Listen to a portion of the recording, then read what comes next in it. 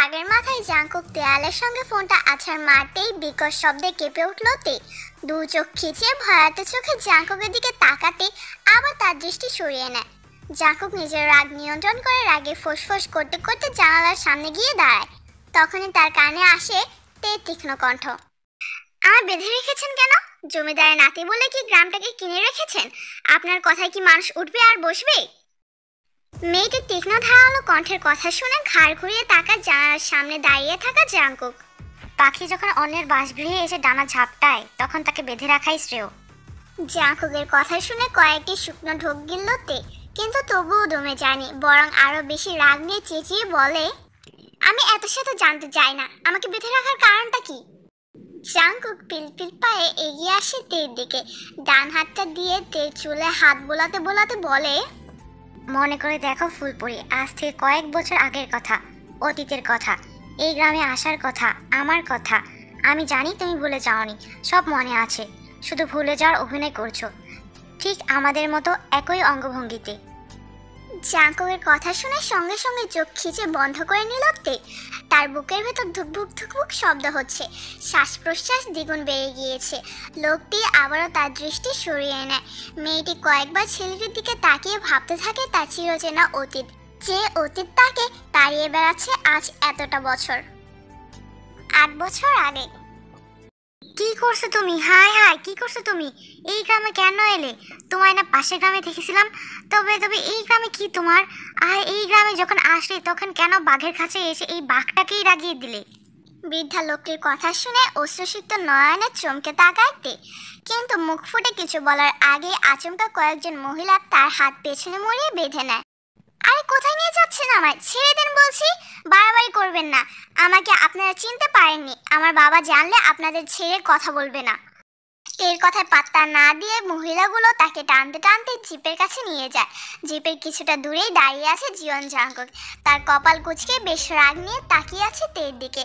তে ঘৃণাভরা দৃষ্টিতে জাংকুকের দিকে তাকাতেই জাংকুক তার চুলের মুঠি চেপে ধরে। আমার সাথে বেয়াদবি করার স্পর্ধা কেউ করেনি, কেউ না। আর তুমি আমার গায়ে কাদা ছুঁড়েছো? সাহস কম না মেয়ে তোমার? যার গ্রামে এসেছো তাকেই বয়কট করছো? বাহ বাহ বাহ। তে কিছু বলার আগেই জাংকুকের নির্দেশে মহিলাগুলো হিড় হিড় করে টানতে টানতে তেকে জিপে করে নিয়ে যায়।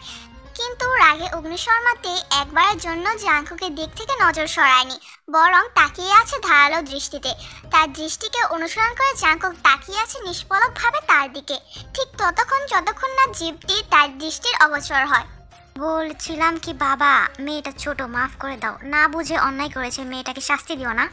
বৃদ্ধার কথায় ঘাড় ঘুরিয়ে তাকায় জাংকুক, গায়ে থাকা কাদার ছিটেগুলোর দিকে নাক কুচকে সহসা জবাব দেয়, অন্যায় বুঝে হোক না বুঝে হোক আমি কখনোই ক্ষমা করি না।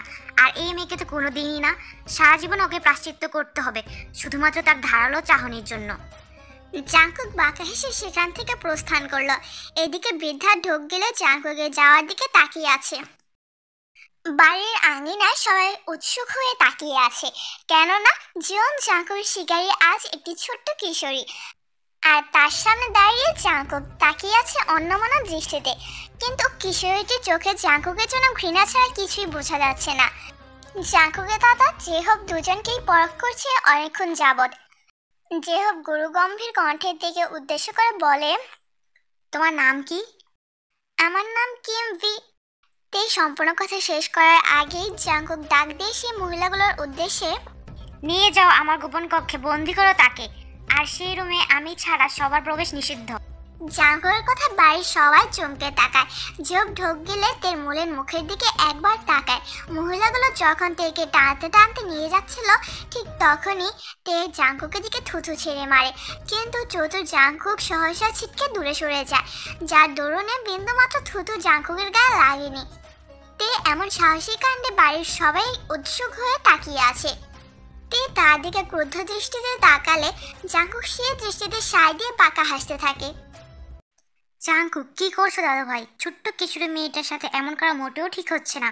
মেয়েটা যা করেছে ভুল করেছে, বয়স কতই বা, 13 কি 14, তুমি এমনটা করো না। দাদা যান, নিয়ম মানে নিয়ম, আপনি ছোট থেকে আমাকে কঠোর করে তুলেছেন, আমি কঠোরই হয়েছি। জাংকুক দ্রুত সামনের দিকে অগ্রসর হয়। কিসের নিয়ম তোমার? তুমি তো কঠোর হওনি, বরং উগ্র হয়েছ। যেহেতু পেছনে ঘুরে তাকাতেই জাঙ্কুক তার সামনে এসে আবার দাঁড়ায়, দুঠোঁটে প্রশস্ত হাসি রেখা ঝুলিয়ে বলে, জাঙ্কুক তার নিজস্ব সম্পত্তি আগলে রাখে দাদাজান। বিয়ের ওপর যাদের অধিকার আছে তারা যদি তাকে নিতে আসে আমি দেব না, কোনো দিনও দিব না। এখন এই মুহূর্ত থেকে ভি আমার সম্পদ, সে আমার কাছে থাকবে। আমার কোনো ইচ্ছা অপূর্ণ করনি, আর এটাও করবে না। যদি হিতাহিত বিপরীত কিছু করো তবে এই গ্রামে যুদ্ধ লেগে যাবে, যুদ্ধ। জাঙ্কুক আবারও দ্রুত পা চালিয়ে চলে যায়। এইদিকে জেহব স্তম্ভিত হয়ে আছেন। কি বলবেন তিনি, কি বাই করবেন? এই ছেলে যে বড্ড একাট্টা স্বভাবের। তের সামনে বসে নিষ্পলকভাবে তাকিয়ে আছে জাঙ্কুক।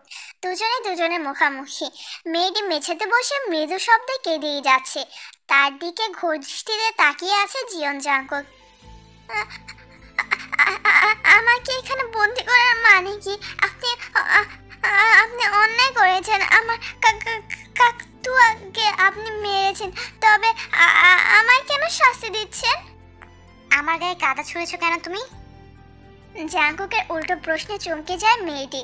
দু হাত দিয়ে সামনে কপালে ছুঁয়ে থাকা চুলগুলো পেছনে ঠেলে রাগান্বিত স্বরে বলে, আমার কাকাতুয়াকে কেন মেরেছেন? আমার কাকাতুয়া আপনার কি ক্ষতি করেছিল তাই আমি কাদা ছুঁয়ে মেরেছি আপনার গায়ে? যা করেছি বেশ করেছি, ইচ্ছা করছে এখন থুথু মারতে। তে রাগ দেখে সত্যি সত্যি থুথু মারতে নিলে জাঙ্কুক বেগবান তার ঠোঁট চেপে ধরে। আকস্মিক কাণ্ডে তে দেয়ালের সাথে লেপটে যায়, আর তার উপর ঝুঁকে যায় জাঙ্কুক। আচমকা দেয়ালের সাথে ধাক্কা লাগায়, পিঠে অসহ্য ব্যথায় চোখ মুখ খিচে নেয় মেয়েটি। আর সেদিকে তাকিয়ে নিজের দৃষ্টিকে আবারও অবরুদ্ধ করে জাঙ্কুক। তোমায় আমি চিনি, তুমি তুমি তুমি আমার খুব কাছের কেউ। না না, তোমায় আমি যেতে দিব না। আমি আমার সর্বোচ্চ ক্ষমতা দিয়ে আটকে রাখবো। জাঙ্কুকের ফিসফিস কথা দ্রুত চোখ খুলে তে, আমার ছেড়ে দিন আপনি। এসব পাগলামি করার মানে কি?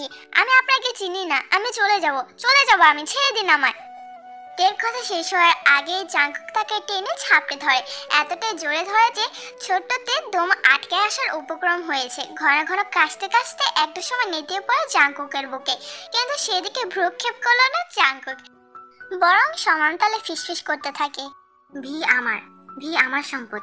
আমি ছাড়া ভির কেউ থাকবে না, সে আমার হয়ে থাকবে। ছোট্ট ভি, চিন্তা নেই, আমি তোমায় বড় করব আমার মতো করে। দরজায় কারো করাঘাত করার শব্দ পেল। হুঁশ ফিরে আসে জাঙ্কুকে। দ্রুত তেজ নেতিয়ে যাওয়া মুখটি দু হাতে অবরুদ্ধ করে কপালে গাঢ় করে চুমু খায়, আগলে কোলে নিয়ে বিছানায় শুয়ে দেয়। কয়েক সেকেন্ডে মেয়েটার মুখের দিকে তাকিয়ে দরজা খুলে বাইরে বেরিয়ে যায়। তার মুখোমুখি সেখানে দাঁড়িয়ে আছেন জেহব। এসব কি করছো তুমি? আর মেয়েটার সাথে তোমার কি শত্রুতা? দাদাজান, আমি আজ সকালে শিকারে বের হলে গ্রামের শেষ প্রান্তে একটি পায়রার দিকে তীর নিক্ষেপ করি, কিন্তু তীরটি গিয়ে লাগে বীর শোকের পাখি কাকাতোয়ার গায়ে। সঙ্গে সঙ্গে পাখিটি মৃত্যুবরণ করে, আর ভি আমার উপর এগিয়ে ভেজা মাটি দিয়ে ছুঁড়ে মারে। ভরা গ্রামবাসীর সামনে আমার সাদা পাঞ্জাবি কাদায় মাখামাখি। এতে কি আমার সম্মানে লাগেনি? তাকে তো ঘটা করে শাস্তি দিতেই হয়। জাঙ্কুকের কথা শুনে জেহব তার দৃষ্টি সরিয়ে নেয়। তিনি বেশ ভালো করে বুঝতে পারছেন দোষটা জাঙ্কুকের, কিন্তু এখন এই কথা বলতে গেলে কয়েক মিনিটে বিধ্বস্ত হয়ে যাবে জিয়ন মঞ্জেল। তাই তিনি সম্পূর্ণ কথাটা ঘুরিয়ে দিলেন। তা কি শাস্তি দিবে তুমি মেয়েটাকে? ও আমার কাছে থাকবে, একদিন দুদিনের জন্য নয়, বরং সারা জীবনের জন্য। তুমি ব্যবস্থা করে দাও সব কিছুর। জেহব চমকে যায়। মাত্র 17 বছর বয়সে একটি ছেলে তার বাবা মা সহ গ্রামবাসী সবাই যেমন সম্মান করে, ঠিক তেমনি ভয় পায়। আর জাঙ্কুকের কথার উল্টো পিঠে কথা বলার সাহস জেহবের নেই। তবুও সব সংকোচ উপেক্ষা করে গম গম সুরে জাঙ্কুককে বলে, হবে না, এমনটা কোনোদিনও হবে না। আমি যতটুকু খোঁজ নিয়ে জানতে পেরেছি, মেয়েটি দেশের বাইরে থাকে। সে এখানে তার ফুপ্পির সাথেই এসেছে। তার ফুপ্পি পাশের গ্রামে থাকে। জমিদারের নাতি যে মেয়েটিকে তুলে এনেছে সেই খবর পেয়ে গিয়েছে মেয়েটির ফুপ্পি। তিনি খুব শীঘ্রই এই বাড়ির দ্বার প্রান্তে পৌঁছে যাবে। তখন কি জবাব দিবে তুমি? এমন পাগলামো করো না, মেয়েটিকে যেতে দাও। জাঙ্কুক আয়ত্ত দৃষ্টিতে তার দাদাজানের দিকে তাকালে তিনি দৃষ্টি সরিয়ে নেয়। জাঙ্কুক রাগ দেখে বড় বড় পা ফেলে সেখান থেকে চলে যায় এবং ঘরের বাইরে গিয়ে দৌবারিকদের নির্দেশ দেয়, এই বাড়ির আঙিনায় কোনো মহিলা কিংবা নতুন কোনো অতিথির প্রবেশ নিষিদ্ধ। ফিকে নিজের কাছে রাখার সকল প্রস্তুতি সে নিজের হাতে সম্পূর্ণ করছে। ঘুমন্ততে হঠাৎ অনুভব করে তার পায়ের কাছে কেউ যেন খোঁজাখুঁজি করছে। তৎক্ষণাৎ দু চোখ কুচকে দ্রুত খোলবলিয়ে উঠে বসে। সামনের দিকে পরিপূর্ণ দৃষ্টি রাখতেই জাঙ্কুককে দেখে বিস্ময় হয়ে তাকিয়ে থাকে।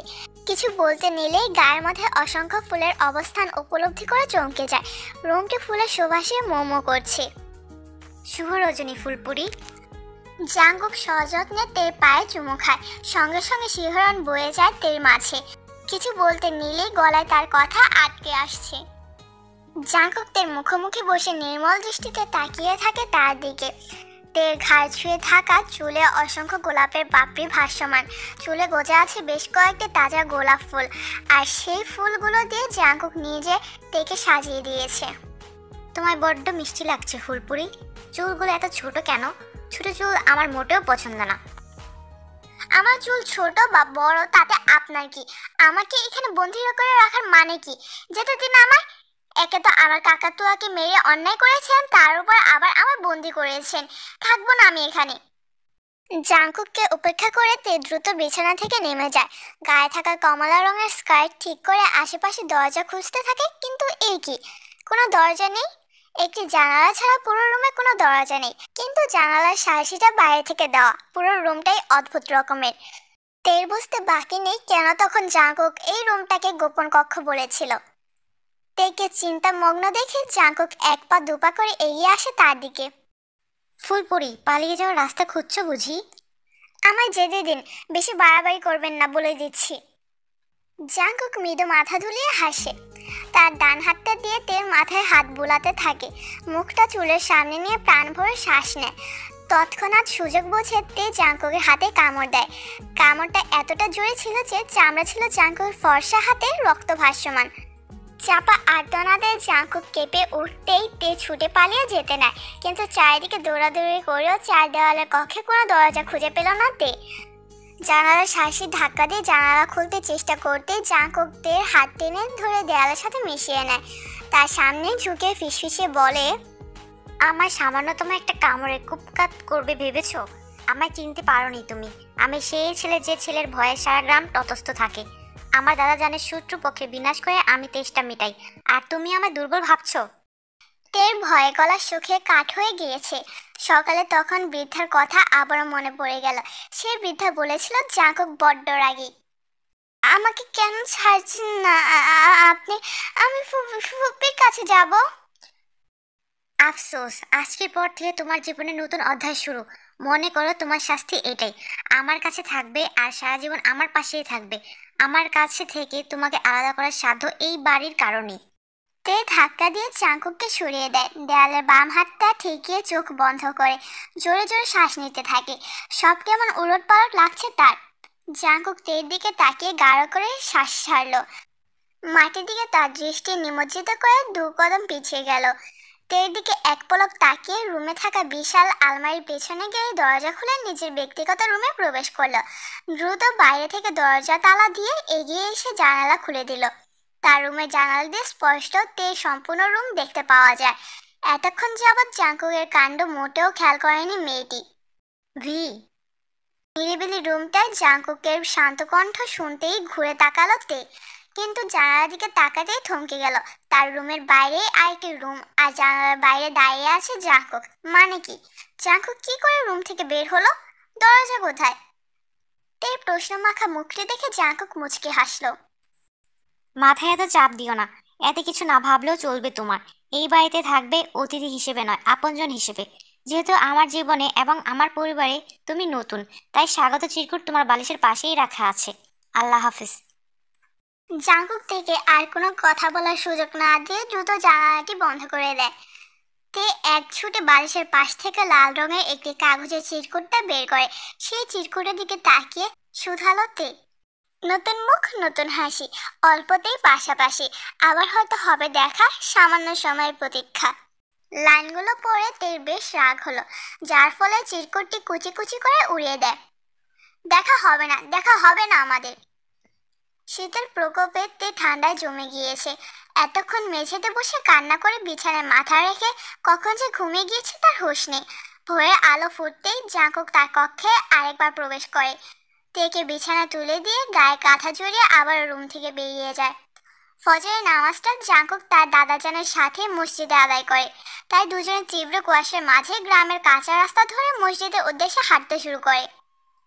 তুমি কাজটা ঠিক করছো না জাঙ্কুক। তোমার সব সিদ্ধান্তে আমি হাতে হা মিলালেও আমি এই সিদ্ধান্তে মিলাতে পারছি না।